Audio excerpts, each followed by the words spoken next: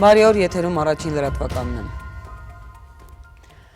Իտալիայի Բազիլիկատա մարզի խորհուրդը սեպտեմբերի 27-ին միաձայն ճանաչել է հայոց ցեղասպանությունը, զորակցություն հայտնելով հայ ժողովրդին։ Բանաձևի նախագիծը ներկայացրել էր անկախ պատգամավոր Աուրելիո Պաչեն, ընդառաջելով հայ համայնքի խնդրանքին։ Բանաձևում նշվում է, որ հայոց ցեղասպանության պատմական իրողությունը ճանաչվել է բազմաթիվ միջազգային կազմակերպությունների, ինչպես նաև 1919 թվականին թուրքական ռազմական տրիբունալի կողմից։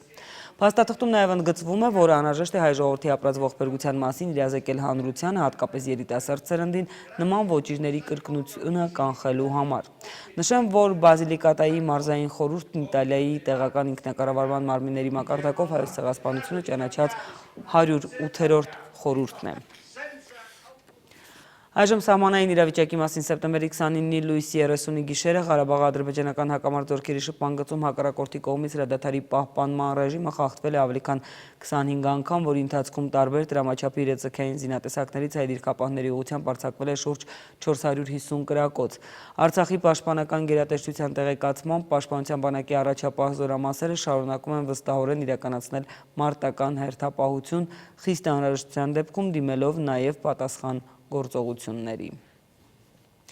Հայաստանի արտգործնախարարի պաշտոնակատար Էդվարդ Նալբանդյանը Հայաստանի արտաքին քաղաքականության վերաբերյալ ելույթով է հանդես եկել Վաշինգտոնի Կարնեգի հաստատությունում, հանդիպմանը ներկա են եղել պետքարտուղարության ազգային անվտանգության խորհրդի պաշտոնյաներ, առաջատար վերլուծաբաններ, Վաշինգտոնում հավատարմագրված դիվանագետներ։ Էդվարդ Նալբանդյանը ներկայացրել է Հայաստանի արտաքին քաղաքականության առաջնահերթությունները, անկախության հռչակումից ի վեր 25 տարիների ընթացքում Հայաստանի անցած ուղին, մի շարք տարածաշրջանային խնդիրների եւ դրանց լուծման ուղիների վերաբերյալ մեր երկրի մոտեցումները, նաև ապրիլին Արցախի դեմ Ադրբեջանի սանձազերծած ագրեսիայի հետևանքները, դրանց հաղթահարման ուղղությամբ Հայաստանի ու ԵԱՀԿ Մինսկի խմբի համանախագահ երկրների ջանքերը, Ղարաբաղյան հիմնախնդրի կարգավորման գործընթացի ներկա փուլը, բանակցային գործընթացի առաջմղման նպատակով Վիեննայի և Սանկտ Պետերբուրգի պայմանավորվածություններն ու Ադրբեջանի ապակառուցողական կեցվածքը։ Պատասխանելով ներկաների բազմաթիվ հարցերին, Էդվարդ Նալբանդյանն անդրադարձել է ապրիլյան պատերազմի ընթացքում Ադրբեջանի զինված ուժերի կողմից իրականացված միջազգային մարդասիրական իրավունքի կոպտագույն խախտումներին, Եվրասիական տնտեսական միությունում Հայաստանի անդամակցությանը, Հայաստան-Եվրոպական միություն համագործակցությանը, հայ-իրանական հարաբերություններին։ ԱՄՆ պետքարտուղար Ջոն Քերին կարծում է, որ Լեռնային Ղարաբաղի հակամարտության հաղթահարման պայմանները դեռ չեն ստեղծվել։ Այդ մասին Քերին ասել է Washington Days համաժողովի ընթացքում։ ԱՄՆ պետքարտուղարության կայքի փոխանցմամբ Քերին նշել է, որ այսօրվա աշխարհում կան որոշ սառեցված հակամարտություններ, այդ թվում Լեռնային Ղարաբաղը, որոնցում այժմ չի երևում կարգավորման հնարավորություն, նախևառաջ, որովհետև առաջնորդները պատրաստ չեն։ Քերին համեմատություն է անցկացրել իսրայելա-պաղեստինյան հակամարտության հետ, նշելով, որ նման հակամարտությունները բարդ են, բայց կարելի է տեսնել դրանք անցյալում թողնելու միջոցներ, եթե մարդիկ ընդունեն որոշակի համալիր լուծումներ։ Երուսաղեմի ազգային գերեզմանատանն ընթանում է Իսրայելի նախկին նախագահ Շիմոն Պերեսի հուղարկավորությունը, հրաժեշտի արարողությանը մասնակցում է 70 երկրի պատվիրակություն, նախագահների, խորհրդարանականների, կառավարությունների ղեկավարների, հոգևոր առաջնորդների մակարդակով։ Երուսաղեմում են ամերիկյան գործող և նախկին նախագահներ Բարաք Օբաման և Բիլ Քլինթոնը։ Պերեսի ուղարկավորությանը մասնակցում է նաև Պաղեստինի ինքնավարության առաջնորդ Մահմուդ Աբասը, նա կարճատև շփում է ունեցել Իսրայելի վարչապետ Բենյամին Նեթանյահուի հետ։ Աբասը վերջին 6 տարում առաջին անգամ է Իսրայելում։ Երուսաղեմում են նաև Ֆրանսիայի նախագահ Ֆրանսուଆ Օլանդը, ՄԱԿ-ի գլխավոր քարտուղար Բան Կի Մունը և բարձրաստիճան այլ հյուրեր։ Ֆրանսիական Շարլ դը Գոլ ավիակրից ռմբակոծիչներն առաջին թռիչքներն են իրականացրել, գրոհելով իսլամական պետությունը ահաբեկչական խմբավորման դիրքերը։ Շարլ դը Գոլ ավիակիրը 10 օր առաջ էր դուրս եկել Տուլոն նավահանգստից և տեղակայվել Միջերկրական ծովի արևելյան մասում։ Դրա վրա տեղակայված է 24 ռմբակոծիչ, ինչը եռակի մեծացնում է Ֆրանսիայի օդուժը տարածաշրջանում։ Մինչ այդ Հորդանանի և Արաբական Միացյալ Էմիրությունների ռազմական օդանավակայաններում տեղակայված էր ահաբեկիչների դիրքերի ավիահարվածներ հասցնող 12 ռմբակոծիչ։ Առաջին օդային հարվածները հասցվել են Իրաքի Մոսուլ քաղաքում ամրացած ահաբեկիչների դիրքերին։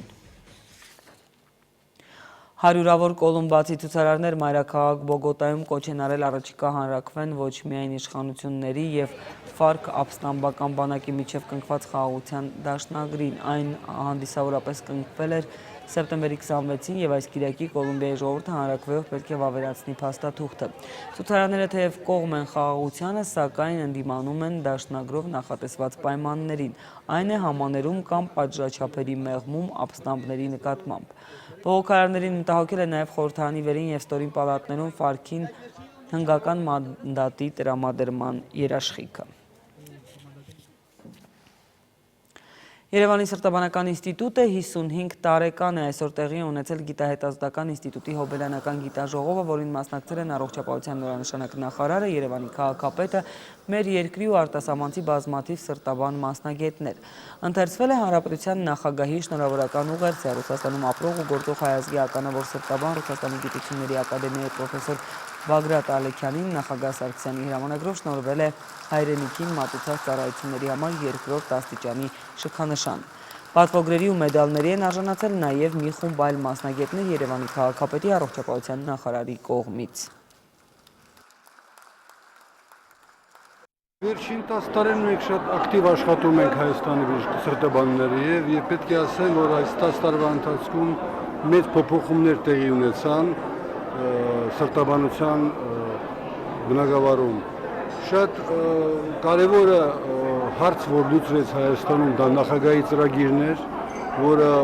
անցյալ տարվա հունվարից սկսեց աշխատել Հայաստանում, մեծ գումարներ տվեցին բժշկությանը եւ մենք այսօր Հայաստանում բուժում ենք 1500 հիվանդ տարվա ընթացքում սուր ինֆարկտով։ Ես եկել եմ տոն շնորհավորեմ ի պաշտոնե։ Իմ աշխատանքային շաբաթվա 4-րդ օրն է։ Ես դեռ պատրաստ չեմ պատասխանելու ձեր հարցին, թե ինչ ծրագրեր ունեմ սրտաբանության ոլորտում։ Ես եկել եմ խորհրդակցեմ գոլեգաների հետ, սրտաբանների հետ, այդ թվում արտասահմանից եկած, եւ մենք միասնական ուժերով ինչ-որ մի ծրագիր ձեզ կներկայացնենք մոտ օրերս։ Շիրակում շուտով շոտլանդական կարտոֆիլ է աճելու, առաջին սերմերն արդեն ցանվել են, հիմա սպասման շրջանն է։ Շիրակի գյուղատնտեսներն այս հարցում սկսնակներ չեն, նրանք այլ երկրներից ներմուծված սերմերով բարձր բերքատվություն ապահովող բազմաթիվ օրինակներ ունեն։ Շոտլանդական սերմի ուսումնասիրությունը ևս թույլ է տվել ակնկալել, որ արդյունքը դրական է լինելու։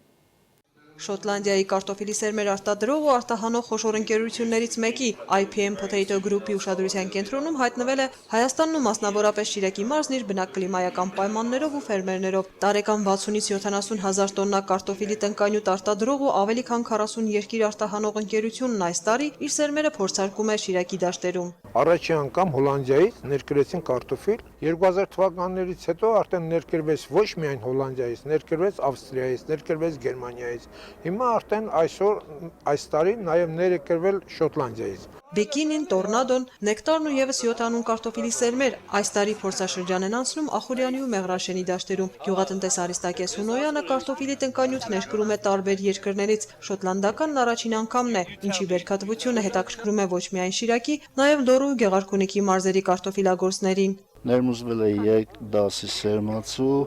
միջին բերքատվությունը դեռ բերքահավաքը չի եղել, բայց ինձ թվում է 50 տոննա կհասնի։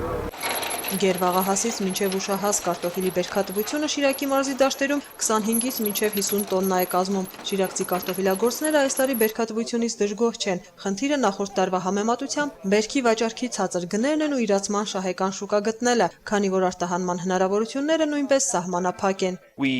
Մենք ունենք համագործակցային մեծ ցանց ողջ աշխարհում։ Մենք նաև կամուրջ ենք հանդիսանում տարբեր երկրների սպառողների միջև։ Կարծում եմ մեր կապերը կնպաստեն Իրանի հետ կարտոֆիլի արտահանման գործում գործընկերային հարաբերությունների հաստատմանը։ Իրանը կարտոֆիլի արտահանման համար թե ինչպիսի շուկա կլինի Հայաստանի համար, դա հետագայի հարց է։ Առաջիկայում շոտլանդական կարտոֆիլի սերմնատեսակները, չնայած բերքատվության բարձր ցուցանիշին, դեռ 2 տարի փորձաշրջան են անցնելու Շիրակի դաշտերում։ Աննա Մարտիկյան, Մարտին Գևորգյան, Առաջին ալիք։ Ալավերդում մեկնարկել են ըմբշամարտի մանկապատանեկան մարզադպրոցի շենքի վերակառուցման ու կապիտալ նորոգման աշխատանքները, չնայած շենքի անմխիթար պայմաններին, այստեղ փոքրիկ ըմբիշները բավական հաջողություններ արդեն իսկ գրանցել են։ Հիմա նրանց համար բարձրունքների հասնելու երկու մեծ խնդան կա՝ մեր օլիմպիականների հաջողություններն ու մարզվելու լավագույն պայմանները, որ կունենան ընդամենը ամիսներ հետո։ 2015 թվականին Ալավերդի պատանիմբիշները փայլուն հաղթանակներ են ձեռք բերել հանրապետական ու միջազգային մրցահարթակներում։ Ժամանակակից մարզական պայմաններ ապահովող մարզադպրոցը հնարավորություն կտա մետալուրգների քաղաքում առավել զարգացնել ու մասսայական դարձնել ըմբշամարտը։ Ծրագիրը ընդհանուր ֆինանսավորման սուզ ներդրումների հիմնադրամով, որի 10% ներդրումը կատարել է Ալավերդու համայնքը։ Մարզադպրոցի հիմնական մասնաշենք 5-ից կառուցում է երկրորդ մասնաշենքը, որտեղ տեղավորված կլինեն մարզասարքերով ապահովված երկրորդ սրահը, ցնցողներն ու սաունան, բժշկի եւ մերսումների սենյակները։ Վերակառուցմանը զուգահեռ իրականացվում է նաեւ շենքի սեյսմակայունության բարձրացման աշխատանքներ։ Ինքը շենքը բավականին ամուր է, բայց լրացուցիչ ամրություններ է տալիս, որ ընդհանրապես բացառվի որևէ սեյսմիկական խախտումներ։ Շինարարության ամբողջ արժեքը 80 միլիոն դրամ է, սակայն քաղաքապետն ասում է, որ վերակառուցման եւ հնարավորությունների ընդարձակման խիստ կարիք ունի նաեւ քաղաքի բազմապրոֆիլ մարզադպրոցի շենքը։ Երեխաների հոսքը շատացել է, իսկ պատճառը հայ օլիմպիականների Ռիո դե Ժանեյրոյում արձանագրված հաղթանակներն են։ Դրա համար որոշում է կայացվել վերանորոգվի ըմբշամարտի դպրոցը ու աշխատենք արդեն որակական տվյալների վրա։ Աշխատանքների ավարտը նախատեսվում է 2017 թվականի գարնանը։ Հրաչյա Պապինյան, Արման Տիտանյան, Առաջին ալիք։ Բացահայտել Տավուշի մարզն իր ամբողջ հմայքով ու ներուժով։ Այս նպատակով Տավուշի մարզի տուրիզմի զարգացման գործակալությունը նախաձեռնել է առաջին ցուցահանդես վաճառքը զբոսաշրջային համարում ունեցող Դիլիջանում։ Առանձին տաղավարներով համայնքները ներկայացրել են իրենց բերք ու բարիքը, արտադրանքը, ձեռքի աշխատանքները, դեկորատիվ կիրառական արվեստի գործերից մինչև գինեգործություն ու հյուրանոցային սպասարկում։ Դեռ 2011-ից Տավուշի մարզի եւ Գերմանիայի բավարարական Ռեգեն երկրամասի համագործակցությամբ նման տարբեր ծրագրեր են իրականացվում, փորձելով առավել տեսանելի դարձնել մարզի տուրիստական գրավչությունները։ Այս տարի միջոցառմանը մասնակցել է նաեւ Լոռու մարզը։ Պետք է ստեղծենք մի հարթակ, որտեղ կարողանանք ներկայացնել բոլոր արտադրողներին, ոչ միայն Տավուշի մարզից, իհարկե հիմնականում Տավուշի մարզից, բայց նաև հարևան մարզերից։ Մեր խնդիրն է, որ